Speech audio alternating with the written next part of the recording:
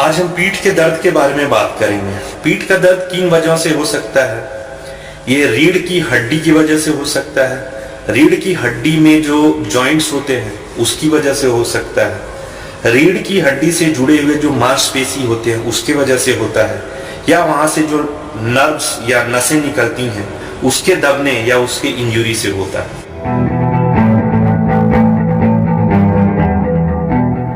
पीठ का दर्द कितने प्रकार का होता है, अगर हम उसका ड्यूरेशन या समय देखें उसके हिसाब से क्लासिफिकेशन होता है।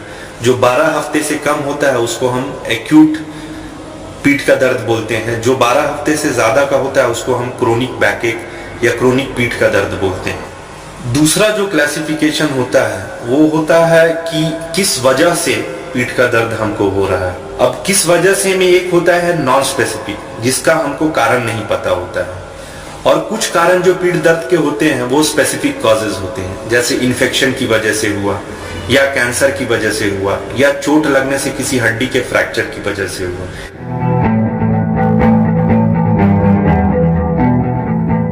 पीठ दर्द का जो या रीढ़ की हड्डी में जो दर्द होता है ज्यादातर कारण नॉन स्पेसिफिक होते हैं, और कुछ जो कारण होते हैं वो सीरियस कारण होते हैं, जैसे कैंसर हो गया, इन्फेक्शन हो गया, फ्रैक्चर हो गया। एक और कॉमन कारण होता है बैकएक का, स्पेशली लोअर बैकएक का। आप एक ऐसा काम कर रहे हैं या जहां आप काम करते हैं, आप नौकरी करते हैं, उस काम में बिल्कुल मन नहीं लगना, या पारिवारिक तनाव, ये दोनों बहुत ही कॉमन पाए गए हैं जो लोग क्रोनिक बैकएक लेकर आते हैं डॉक्टर के पास।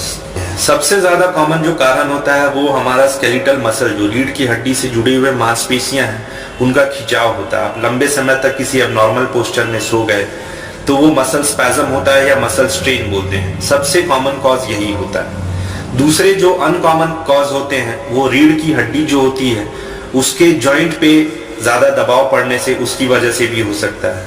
फ्रैक्चर, आप कहीं आपका एक्सीडेंट हुआ या कहीं चोट लगा अनजाने में जो आपको पता नहीं लगा और आपको बैक पेन हो रहा है, उसकी वजह से आपका बैकएक परसिस्टेंट रहता है।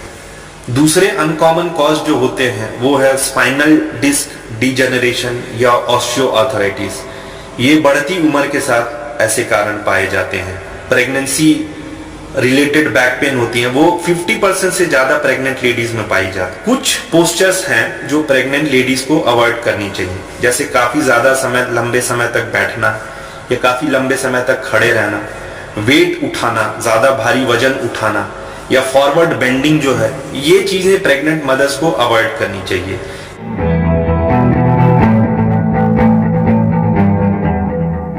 जिस तरह मरीज कंप्लेन लेकर आता है तो डॉक्टर उस कंप्लेन का पूरा हिस्ट्री लेता है, तो उस कंप्लेन की हिस्ट्री और दूसरे इन्वेस्टिगेशन जैसे एक्सरे, सीटी स्कैन या एमआरआई, इन सब की मदद से कई बार स्पेसिफिक कॉजेज तक पहुंचा जा सकता है।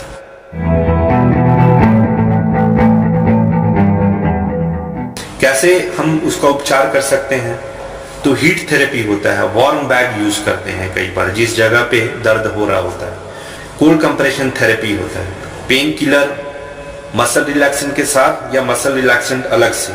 कुछ एक जो कारण होते हैं बैकएक के, उन केसेस में सर्जरी करनी पड़ती है। आधुनिक समय में कुछ सर्जरीज जो हैं वो की होल के द्वारा परफॉर्म की जा सकती हैं। बैकएक या रीढ़ की हड्डी के दर्द के मरीज में जिनका दर्द 3 महीने या उससे ज्यादा रहता है, ऐसे मरीज के लिए एक मल्टी डिसिप्लिनरी अप्रोच बहुत जरूरी है। उनको एजुकेट करें, उनको साइकोलॉजिकल काउंसलिंग दें, और उसके साथ साथ जो कारण है दर्द का उसका उपचार करें। धन्यवाद।